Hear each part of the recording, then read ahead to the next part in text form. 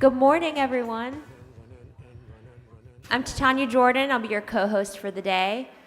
How many of you have ever been to a conference? Cool. How many of you have ever been to a conference with a brass band? Right? I mean, this was like pretty epic.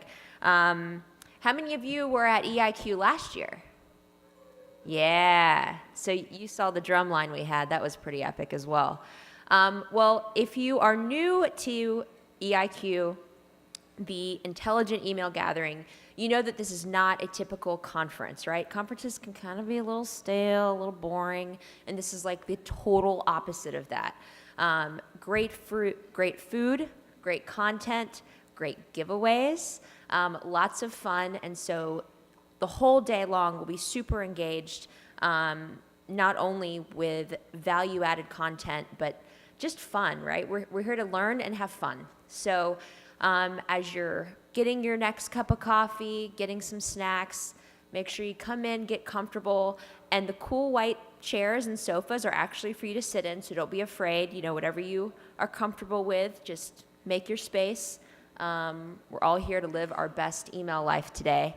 We're going to have some live sketching from the Sketch Effect. It was so cool last year. Now we have 2 boards, so I'm really, really excited to see what they come up with just on the fly, freehand. It's amazing. No delete button there, so that's pretty cool. Yeah, so if everybody wants to make their way in, we can do the official welcome. If you are active on social media, hopefully you all are, please use the hashtag EIQGathering. This is going to be helpful for not only just generating buzz about the cool stuff that's going on today, but if you have questions that may not get answered in each session, you can tweet those, put those wherever you like to put things out there, and hashtag EIQGathering, and then we can get back to you. We want to also thank our sponsors, right? Sponsors are a big deal, and it wouldn't happen without them. So if you'll notice in your program, we've got this cool thing called Sponsor Bingo. So it's one thing when you go to a conference and you see the sponsors, but you don't really like engage with them because you're like, yeah, okay, I don't really want a koozie. But this is awesome because if you visit each of the sponsors, there's actually some pretty amazing giveaways that we're going to be giving away today as a thank you to them for sponsoring and a thank you to you for engaging with them. And again, it's like way better than a koozie, so trust me. And so this agenda is beautiful. Whoever designed it, like, awesome. Beautiful, beautiful. And yeah, we're just really, really excited that you're all here. I want to bring up Sims Jenkins, who is my co-host for the day. And he's also the CEO of Brightwave. So everybody give Sims a big round of applause. Thank you. All right, you ready to rock it today? Good morning. First of all, welcome to EIQ, the Intelligent Email Gathering. We really have been working very hard to make this the best day in email and hope that you find it to be the case. Want to thank our sponsors, as Tanya said. Couldn't have done this without them. They've really done a great job partnering with us to really do some cool stuff and bring all of you here. So Adobe is our presenting sponsor. Thank you very much to them. Our gold sponsors are BrightVerify, Fluent, Movable Ink, and ReturnPath. And our silver sponsors are Fresh Relevance, Litmus, OneSpot, and the Women of Email. So big round of applause for our sponsors. Next, I'd like to thank the team at Brightwave, which is your host for today. So many of the Brightwavers have just worked tirelessly on a lot of details to make this an awesome day. So thank you to all the Brightwavers. If you have any questions, ask one of them. They're happy to help you in any way. And then lastly, thanks to about 400 of you for coming to EIQ. We started this event kind of humbly last year, really because we saw the opportunity to do something different.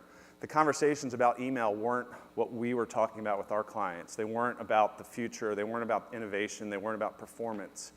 So we're here to really celebrate that, and I think we've got a great day in store. So I'm going to give you a little setup for why email is the center of the digital universe.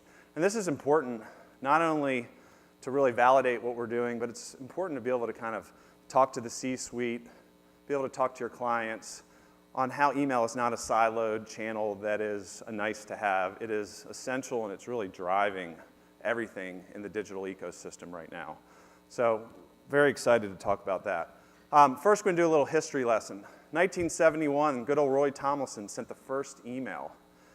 A few years later, spammers figured out, I'm going to make some money on that. And we had spam born before we even had the internet. Usenet became the first social network a few years later. The first web page didn't appear until 1991. And then Hotmail became the cornerstone of Microsoft's internet strategy. They made email addresses pervasive when they offered it free, and everyone on the internet realized email is a great Trojan horse to get people to come to my site and spend a lot of time, have frequent visits, and be really engaged. So Hotmail really just blew up because if you're as old as me, you remember you probably had an AOL account where you paid for it and you logged in. Hotmail was free and really made email just blow up. We also had our first pay-per-click company that started around then. 1998, Napster and Google came as disruptive forces. And then Google shortly afterwards revolutionized internet advertising with Google AdWords. Moving on to 2003, MySpace. How many people had a MySpace account? Me neither. And if you remember from Final Jeopardy last year, canned spam was made a law in 2003, which really made politicians feel like they were doing something in the internet. And if you watch Mark Zuckerberg a few weeks ago, politicians have no clue about the internet today. They damn well had no idea about the internet in 2003. But it did give us permission marketers some nice boundaries and lines to play in and separate us from the bad guys. 2004, Facebook and then Twitter came on the scene. These were the most mortal threats that came to the email industry. So many people during this era, and really the last 15 years, have been writing, email is dead, email is dying, email is going to die. And Facebook and Twitter were seen as the companies that were going to completely change how people interacted with brands. And they have to a certain extent, but they have not even touched email's importance. And savvy marketers really figure out how to connect email with social. Moving on our timeline, Apple, to me, was the most important thing with the introduction of the iPhone to revolutionize email. Email previously was a thing that people did a few times a day, checked your email at work, checked your email at home, but the iPhone made email the opportunity to check it anytime, anywhere, and people have been doing that in the last decade or so. So without a doubt, Apple and the iPhone really made email much stickier and just kind of cemented it as the center point of what consumers do on the most frequent basis.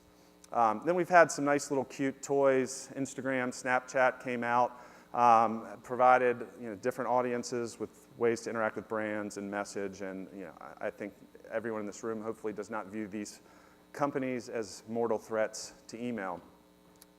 But really, one of the most important things when you think about email is we are standing stronger than ever. The internet certainly has changed a lot, but email is more important than ever. The reach is just astonishing. Almost 4 billion global users as of last year, and that's growing. Almost 270 billion emails sent every day. Over 200 million emails sent every minute, and 3.4 million emails sent every second. So our reach is just astonishing. Put that in perspective. Let's look at an internet minute. We've got some Pinterest images pinned, some tweets, some apps downloaded, some Instagram photos uploaded. But when you compare that to email, email just completely trumps all of these. 204 million emails compared to all of these pretty impressive platforms. Email is just crushing them when it comes to internet consumption by consumers. And we should feel really proud about that, and we should also feel validated, and what we're doing is in line with consumers and how their activity is. We don't just have the reach, the performance of email is astonishing. The ROI is certainly awe-inspiring and kicks the crap out of our digital brother, social, search, those things. We're driving a lot more incremental purchases, and then it's a sneaky good customer acquisition tool. A lot of people underutilize email for that, but 40x over Facebook and Twitter. And then probably most importantly, it's ranked number 1 by CMOs because of its incredible effectiveness. So you guys are all in the right industry, that's for sure. But we got to do better. You know, I've said many times, you can really suck at email, and it can still make you money.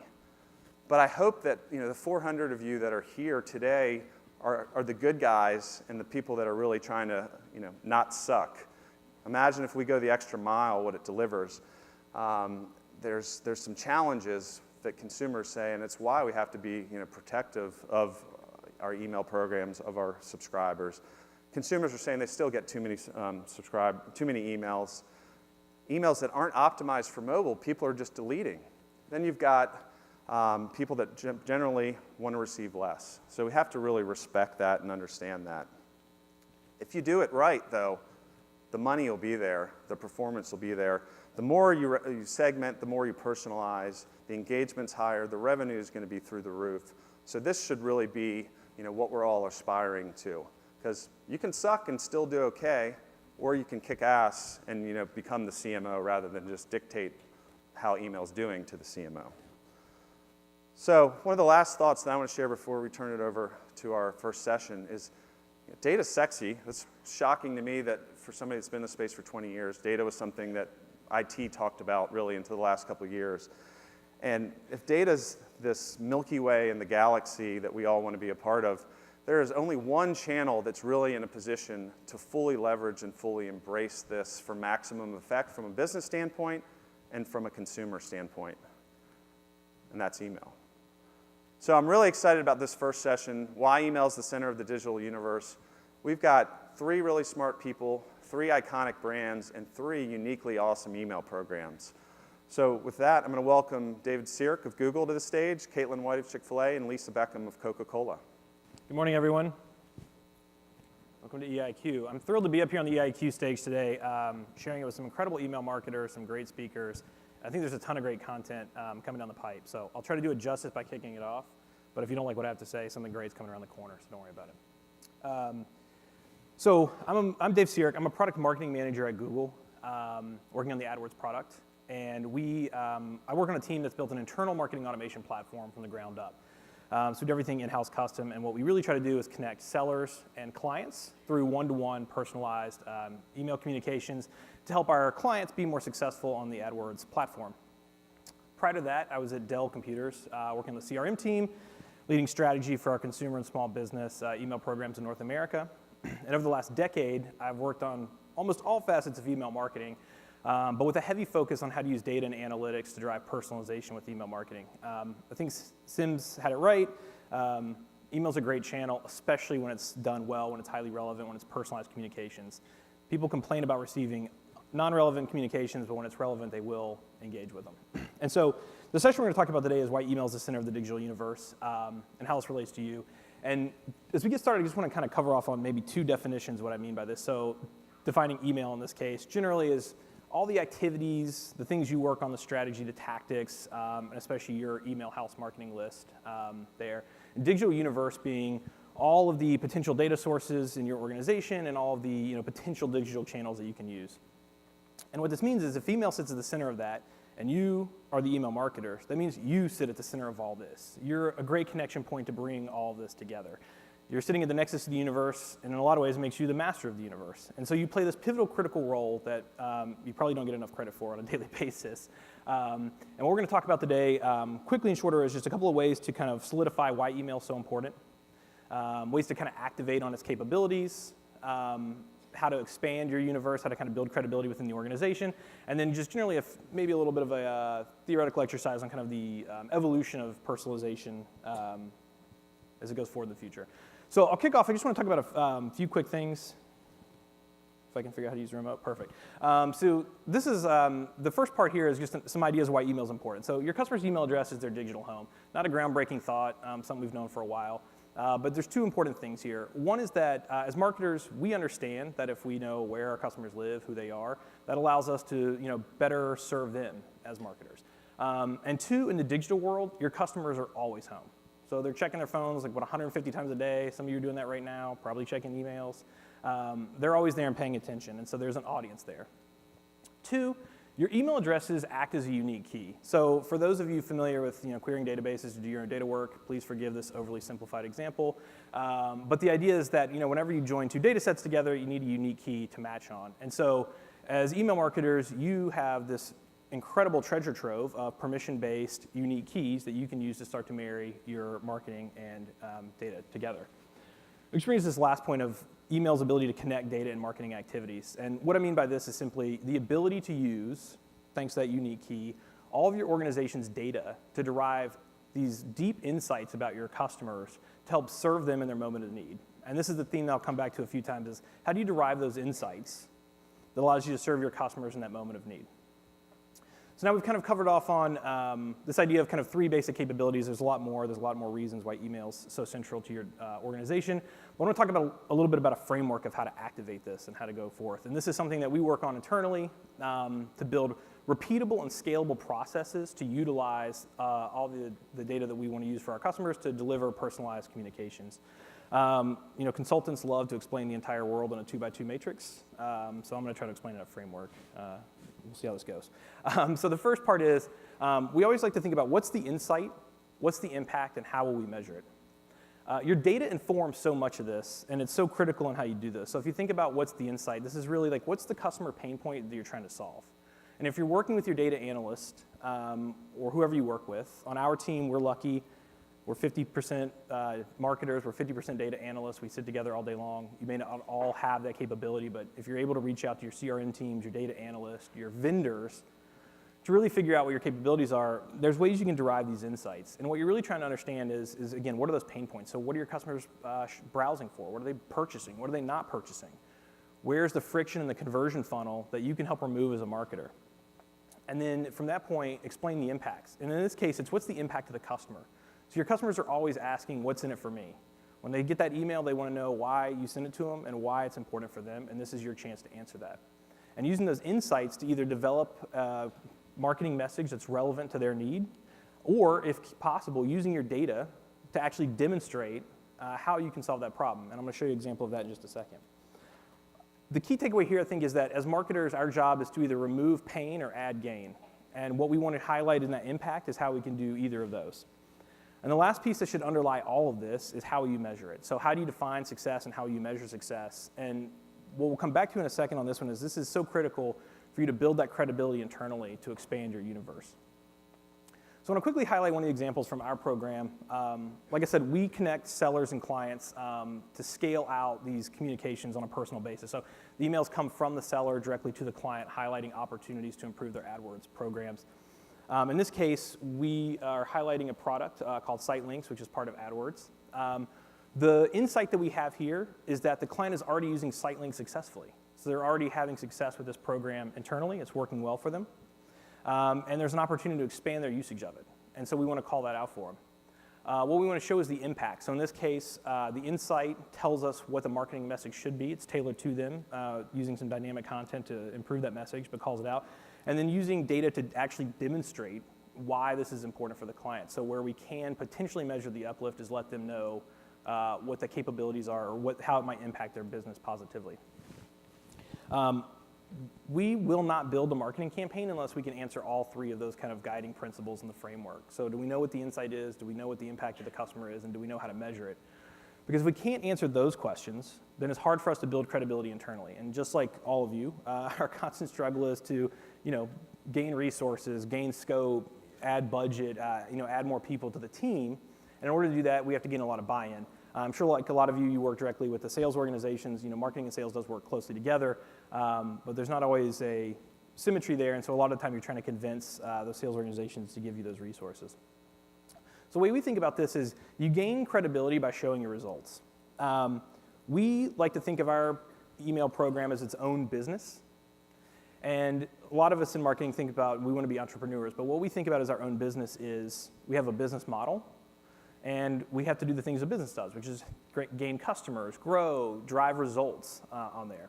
And so because we influence outcomes with sellers, with clients, we work directly with sellers, we're doing a lot of influence without authority.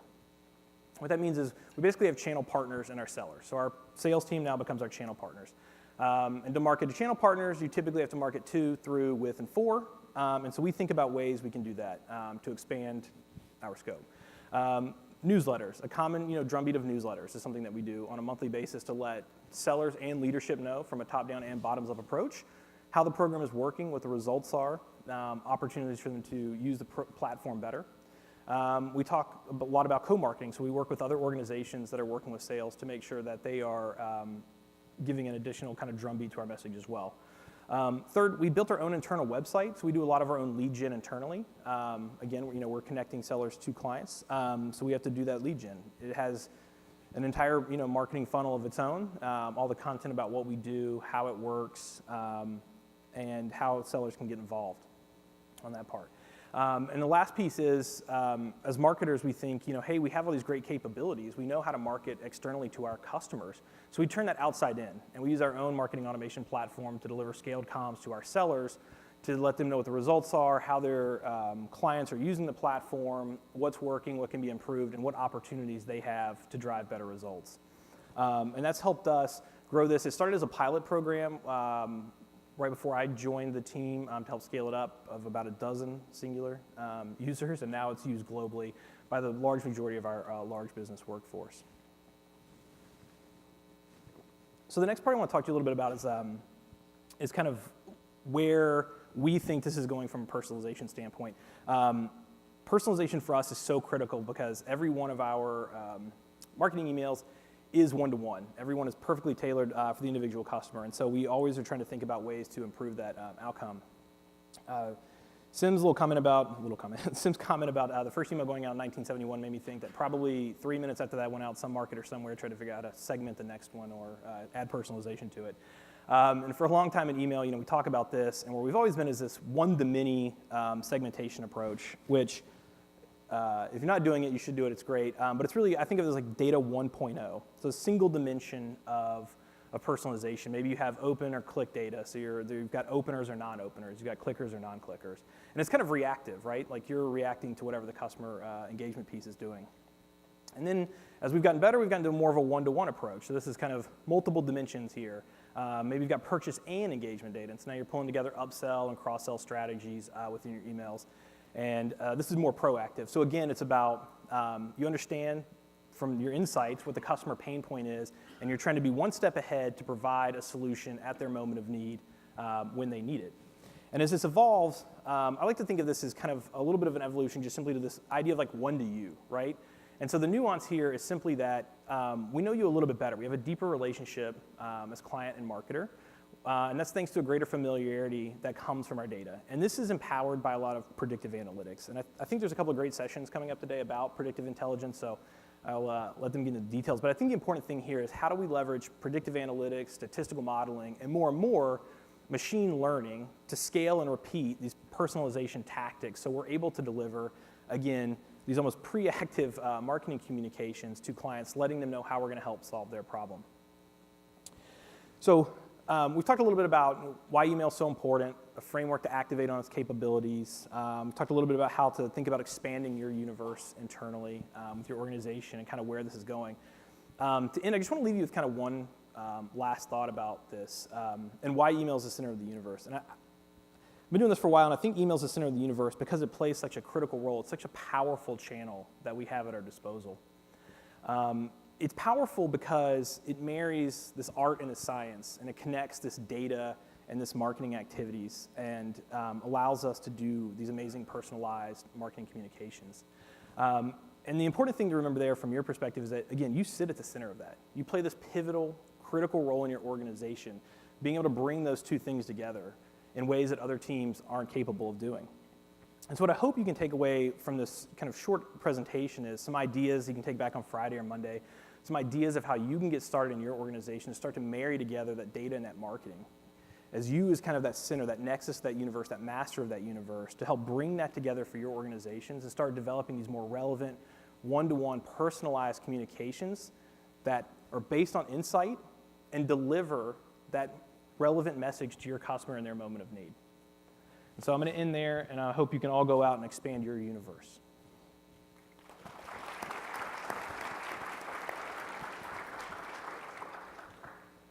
Good morning. Morning. Okay, so I'm going to switch gears a little bit. My name is Caitlin White. I am from Chick-fil-A, which I hope most of you, if not all of you in the room, are familiar with our delicious and wonderful waffle fries and chicken sandwiches. So I'm going to talk a little bit about the idea of caring for people personally through email. And I will go ahead and let you know that I am not an email person. So I do not work in email day to day on our team, but the really cool thing is we feel like the data and the interactions that email provides us this really cool center of the universe in knowing our customers. So I sit on what we call our digital experience team here at Chick-fil-A and lead what we call our membership experience. So if any of you have downloaded our Chick-fil-A One app and received a free treat, I likely had some sort of hand in the play of that, of helping you get that free food. So I get to play a really fun role of thinking about our members and our guests and hopefully delivering them with great things like free food, events, and emails at the end of the day. So if you take a step back and think about who we were as a company and where we've been, this is a picture of our founder, Truett Cathy. So when Truett founded the Dwarf House Grill in 1946, some of you may have visited the current incarnation of the Dwarf House Grill down in Hapeville, Georgia. So when Truett first founded the Dwarf House, it was a 24-hour diner. So open 6 days a week, 24 hours, had a gravel parking lot in the back. Jeanette and Truett lived actually just behind the restaurant, and the fun thing was he would go to bed at night, and if he heard that gravel stirring during those late night hours, he would jump out of bed, head into the restaurant, and start cooking for those customers. So if you think about what that was like and that experience that he lived as a founder of our company, it was really rooted in this idea of knowing his customers and caring for them personally. So I want to ask a question. How many of you, let's say, have visited a Chick-fil-A in the last 30 days? Okay, lots of hands, good. How many of you would say maybe at your local Chick-fil-A you know the name of a team member, maybe your local owner-operator, a manager, you recognize somebody when you go in the door? It's okay. I also recognize people when I go in the door. No shame there. How many of you would say there's somebody at your local Chick-fil-A that recognizes you? A couple of you. Okay, great. So that's okay. It is great. That is what we strive for, is we hope that our owner-operators are instilling those same values that Truett established back in 1946 when he opened the Dwarf House Grill. And that was centered around this idea that when you know someone's story, you can care for them personally.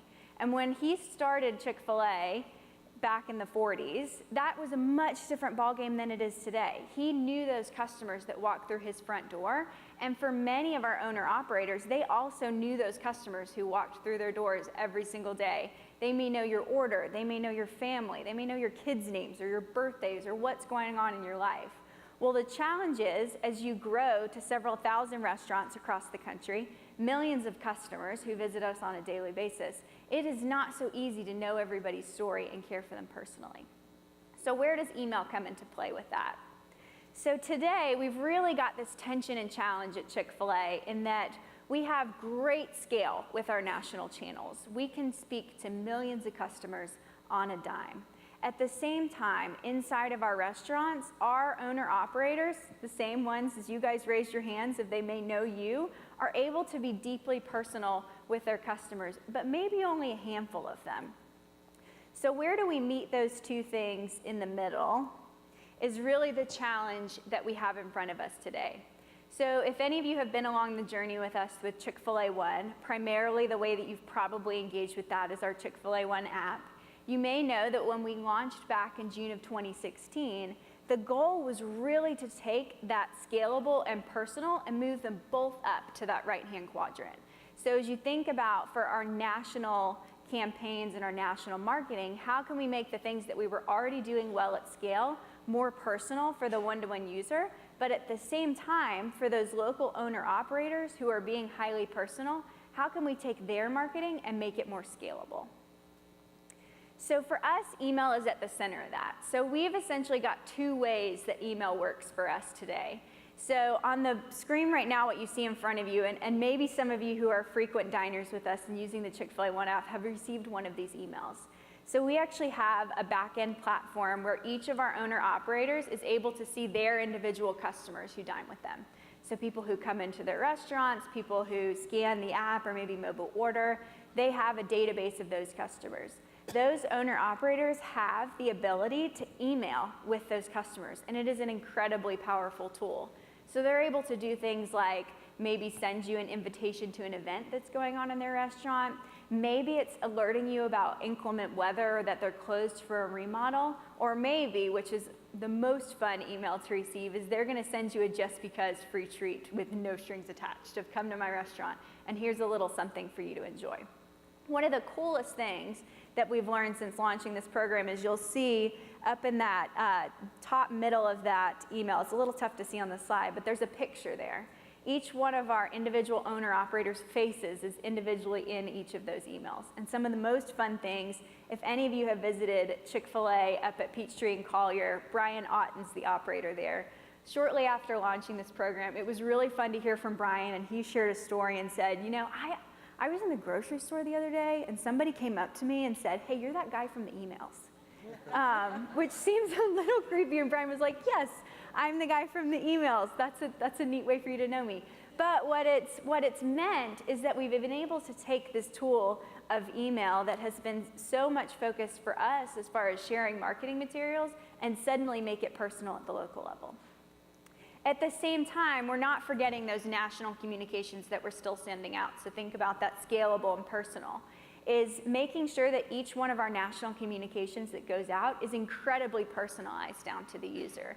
So you'll see in this email, and we'll break it down in just a second, there are what we like to call content modules. So each one of those modules is individually personalized to the end user. If we're only communicating with you twice a month because we want to make sure we're giving our local owner-operators the leeway to communicate with you with maybe more fun things like free treats on a basis that they find interesting, is that we want to make sure that we maximize that real estate where we do have your attention, and that every time we deliver an email, our customers are going to find information that's really pertinent to their journey with Chick-fil-A One, which is incredibly personal from user to user. So what does that look like? So this is a wireframe of an example of what might go out in an email. So you'll see up top there, you've got things like a customer's profile data. If it's their birthday month, we're gonna personalize that module to speak to their birthday month. Things like geo-targeted approaches. So although you in Atlanta may not be the recipient of these far too often, but across the country, we've got a ton of different tests going on at any given point in time. So customers in those markets may receive, hey, we've got a test of, say, spicy chicken strips going on in your market to go check out. Any available treats that you have. So again, driving you back into our app, driving you with relevant communication to you, and so on and so forth. So I'll take an example of this module in the bottom left-hand corner of congratulations on your very first mobile order. So we know when a customer has come to us and placed a mobile order for the first time, and you'll see on the right-hand side there, you've got 5 variations of how that might come to life. So that message may be very different for somebody who placed an order, say, with waffle fries included. Maybe they placed a breakfast order. We may change that message slightly. So we can get incredibly targeted and personalized while using the same email to make sure that it's relevant to the customer who's receiving it at the end of the day. So what has email been able to do for us? So we launched Chick-fil-A One back in June 2016. Email preceded Chick-fil-A One by many, many years. But the really cool thing is we've really harnessed this idea of membership for our customers. We've been able to go a click deeper. So today, for every email that we deploy, there are about 500 plus variations that go out on that email. We've got 32 base customer segments. As that has translated into results for us, it means that we've had an over 20% increase in our conversion rate. And since launching the program, we've had a 5 times increase in membership. So for us, email is very much part of that data-centered journey on what it means to know someone's story and care for them personally. And that's what gets us really excited and we think is the most valuable piece. At the end of the day, it's data, it's email, it's marketing, but what gets us really excited is if I think about that story and how Truett founded Chick-fil-A and founded our brand, we are truly delivering on, at scale and at personalization, the idea that when you know your customers and when you care for them personally, you can deliver a much more stellar experience and ultimately create a connection and a relationship that hopefully will be lifelong and lasting with us as a brand. Thank you.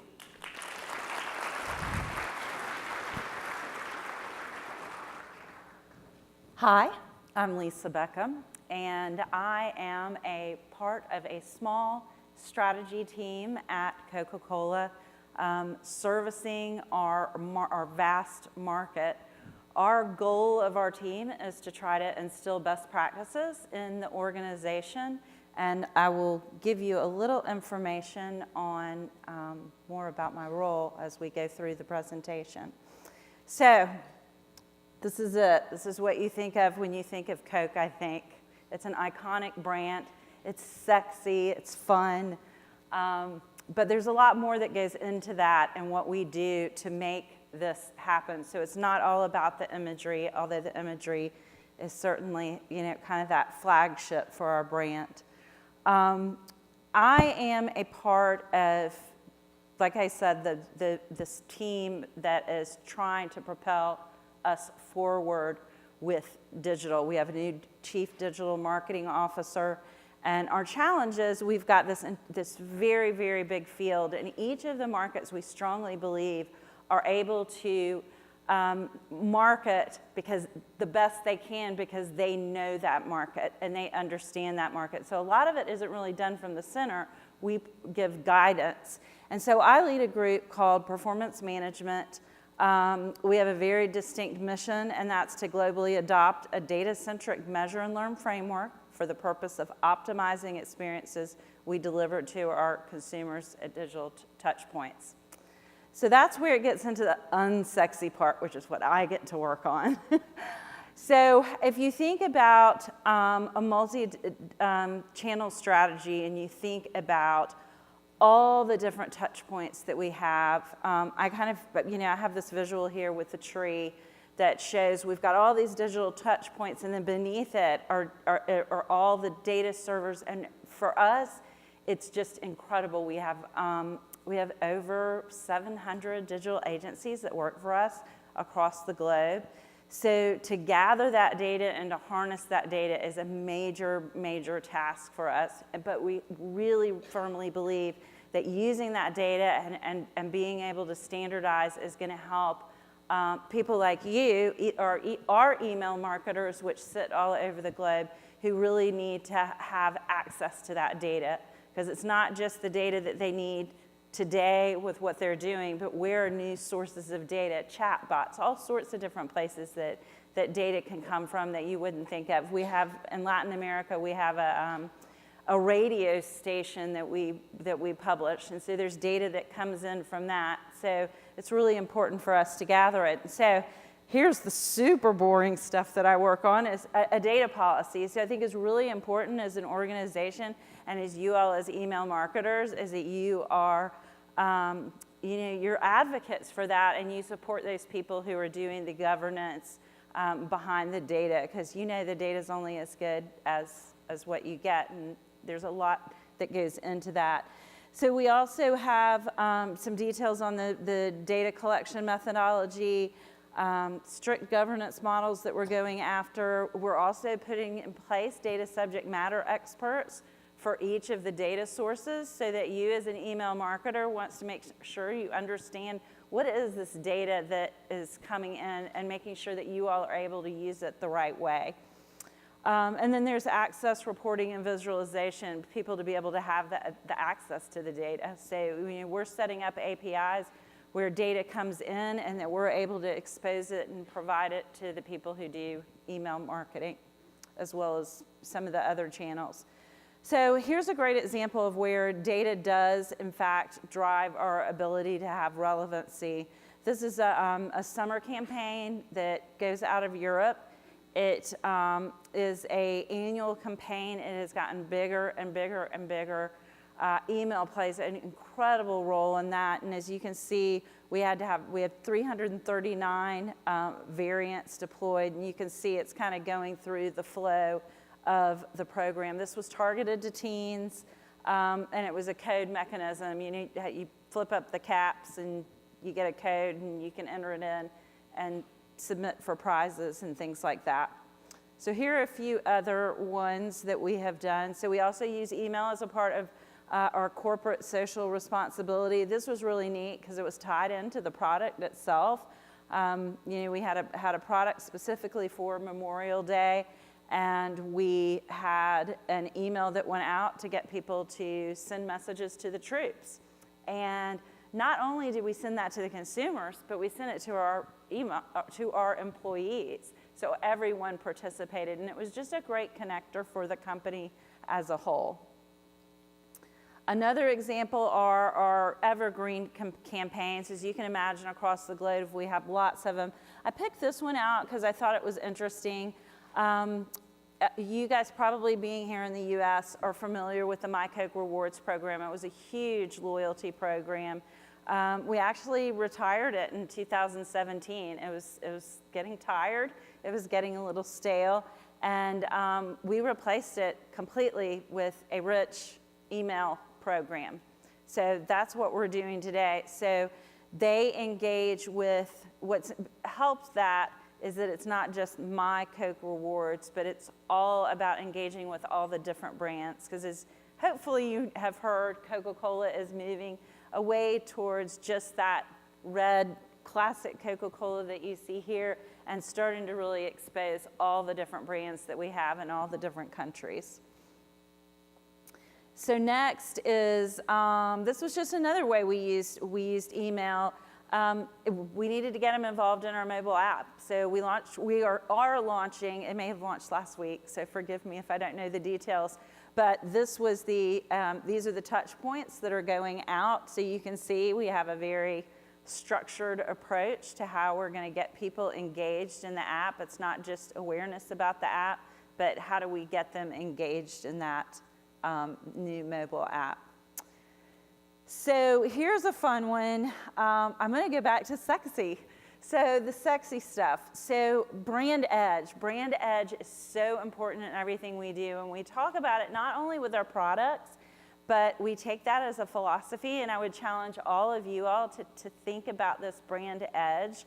I come from a background where I did a lot of email, and it was very structured, and I'm very rigid because I'm kind of on the analytics side with the test and control and test and control. But what this is about is really kind of stepping out. So I'm wondering if anybody knows who, I guess it would be, yes, your top left-hand corner, what group that is. Anybody? Okay, it's the Everly Brothers. God, I can't believe it. I'm really feeling old. Not that I was there when they started, because it was 1957. In 1957, the Everly Brothers were the first boy band. They wrote songs.